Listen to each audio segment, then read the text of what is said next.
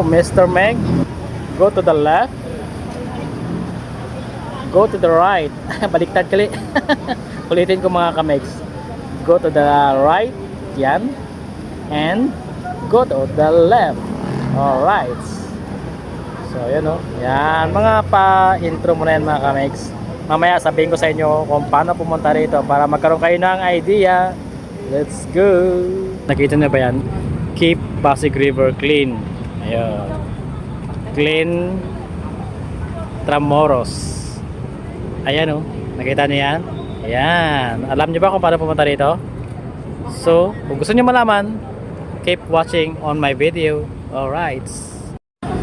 Ayun, yun. So, sige na mga kamegs, no, pagbigyan ko na kayo, sasabihin ko na talaga ang katotohanan. I mean, ikagay ko na talaga kayo. So, papakita ko muna lahat ng kabuuan. Ayan. Kaliwat kanan. Sa likod ko ay restroom. Meron silang restroom. Kung ikay natatai at naihi, pwede kang pumunta dyan. So, ito na.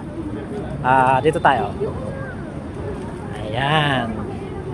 Kasi maraming gustong pumunta rito, kaso hindi nila alam kung paano. So, ayan yung tulay na pinupuntahan. Hindi ko alam kung papuntang Binondo yata yan mga kamegs, no? So, papakita ko muna, no, yung ating ano. Ayan. Nakita nyo? Medyo konti lang yung basura. Konti lang yan. Mukhang marami lang yan sa camera. Okay.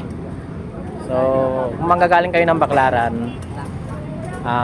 Pedro Hill, ganon, Quirino, ang sasakyan nyo ay papuntang Divisoria. Yes, tapos sabihin nyo sa driver na ibaba kayo dun sa Esplanade. Alam ng mga driver yun mga kamegs. Pagkatapos pag bumaba kayo dun, may mga tao naman dun, susundan nyo lang at saka makikita nyo na hanapin nyo na lang yung daanan papuntang ilalim ng tulay. Ayun, at ito na yun, makikita nyo. Mayroon yan sa taas mga kamegs, no? Meron yan doon, no? Yan. Napakaganda dito pag gabi. At napakabango pag kahit gabi, mabango pa rin. Kaya nyo yan. Kaya ng sikmura natin yan. Siyempre, Pasig River to eh. Meron talaga.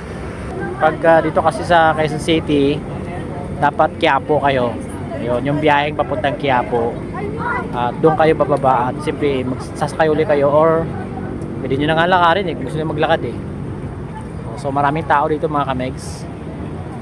Kasi marami talaga. Marami nagpupuntahan dito. Kasi nga maganda ang ilaw. Plus, meron pa tayong buwan.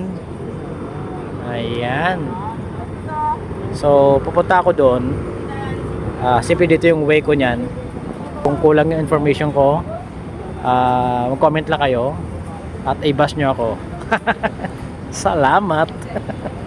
Papunta na tayo. Malapit na tayo doon. Mga ilang hakbang na lang.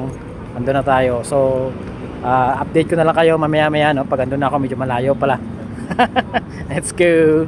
Yo mga kamegs, dito na tayo. As you can see, no? Ayan na siya mga kamegs. O diba? Ang ganda. So nakailang step din tayo punta rito. At umihi na rin tayo sa restroom nila. Kasi gusto kong matry eh. Gusto kong ma-experience eh. Maganda nga mga kamegs. Maganda siya, mataas eh. Mataas siya. Ayun, doon ako galing kanina mga kamegs. Dahil sa gusto ko kayong pagbigyan, bibigyan ko kayo ng magandang view. Kahit ako'y nahihirapan, aking kinakaya. So balik tayo dito mga kamegs. Ayan oh. Oh, di ba? Ano pala to eh? Philippines at China eh. Kontrata. Balikatan. Maganda nga siya mga kabusing, mga kamegs. Maganda. Dati ko pa ito nakikita eh. So finally napuntahan natin. At maganda nga mga kamegs. As in maganda. Wow. Para ka na sa ibang bansa. Whew. Or dahil first time lang. Maganda talaga. Philippines flag and China flag. And of course we are Filipino. At saka mayroon tayong buwan. Ayan, sa dilaw na buwan. So maraming tao dito. Tatapusin ko na mga kamegs.